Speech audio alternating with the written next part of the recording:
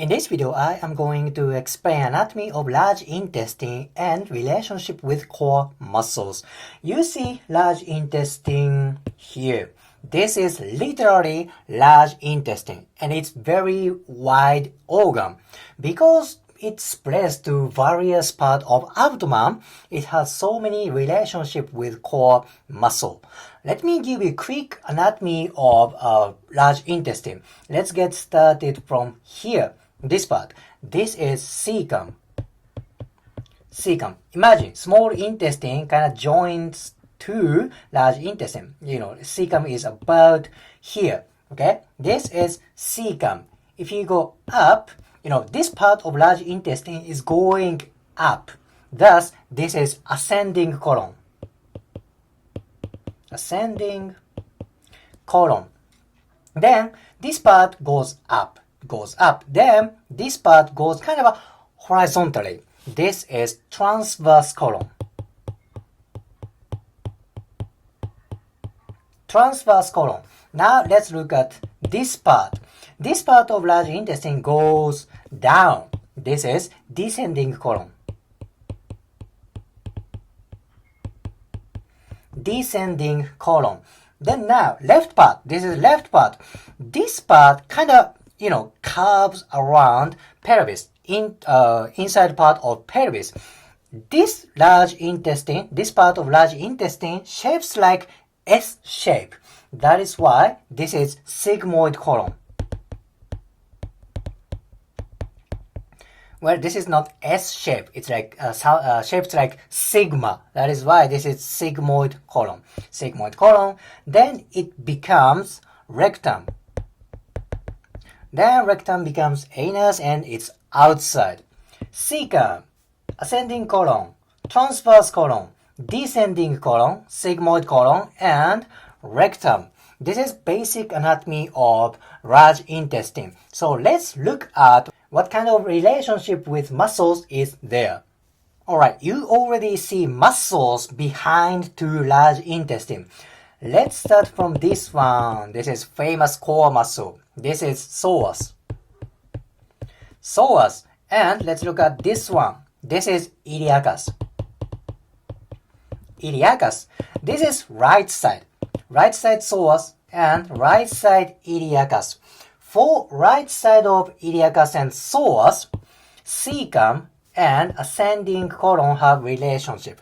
Okay, right side, cecum and ascending colon. That makes sense because cecum and ascending colon are literally on right side. That's natural that this part has relationship with right side psoas and iliacus. How about left side? What's there on the left side? There is descending colon and sigmoid colon. You see that? This is left side. Thus, this part has relationship with left side psoas and left side iliacus. This is very interesting thing. Right side, cecum and ascending colon. Right side iliacus, right side psoas. Left side, descending colon, sigmoid colon. Left side psoas, left side iliacus. Now, what about transverse colon? Here, where you see there is a curvature around here. This is like intersection of ascending colon, transverse colon. Transverse colon, descending colon.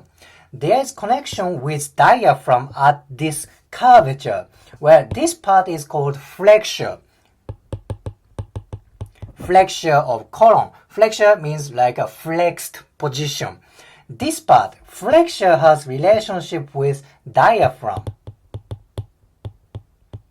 Diaphragm. Oh my gosh. Thus, large intestine gets tight. That may affect for breathing. That's very, very important thing. Basically, on the lateral part, both for right side, left side, they have relationship with psoas and iliacus. At this level, at the level around flexure, there's relationship with diaphragm. There's even more. Let's look at rectum. If you go more inferior from rectum, there's anus. What kind of structure is there? On the bottom part of pelvis, there is pelvic floor. Of course, rectum and anus have relationship with pelvic floor. Pelvic floor is so important for digestive system, urogenital function. That makes sense. Pelvic floor relationship with rectum and anus. Then let's change angle of picture a little bit. This is slightly on lateral view. You see ascending colon and cecum here. This is psoas and this is iliacus. Imagine psoas, iliacus are running like this. Ascending colon and cecum, they are very close to each other, right? So when somebody has a digestive system problem like diarrhea or maybe constipation, then the function of large intestine goes down. Maybe this dysfunction may affect for iliopsoas. That makes sense. You only see the right side in this picture, but you can say same thing for left side. This is descending colon, this is sigmoid colon. What's there posterior from these guys? There's left side psoas and iliacus. When descending colon, sigmoid colon get tight or dysfunction, that may affect for left side psoas and iliacus. It's very important structure. Now, I want to explain one more muscle. That's this one. This is also close to intestine. This is quadratus lumborum.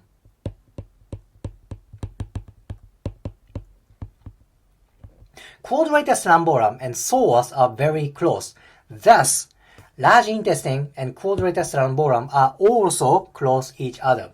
Now, what is important about quadratus lumborum? This muscle attaches to pelvis, lumbar spines, and rib cage. This is freaking important muscle for low back pain and stiff low back. Thus, you can say if large intestine gets dysfunction, maybe this dysfunction may affect for quadratus lumborum. In result, that can induce for low back pain. Oh my gosh, large intestine dysfunction sometimes trigger low back pain. I believe this is very important thing.